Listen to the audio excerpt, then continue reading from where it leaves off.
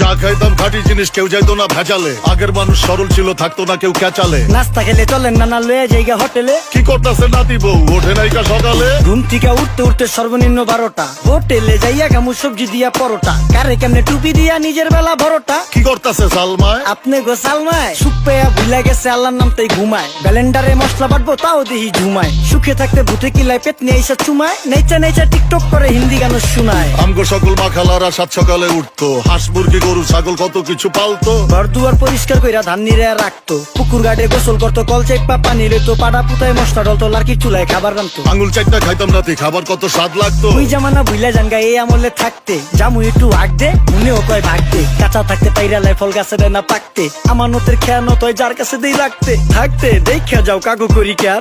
দেখতে পুরা মাশাআল্লাহ আসান হাবি পেয়ার। মাছ মাংস দুধ ডিম যা খাইতাম সব দেশি। হাত পেছেন কাজী হাত আমগো থিকা বেশি। কেমিক্যাল খাইয়া ভর্তি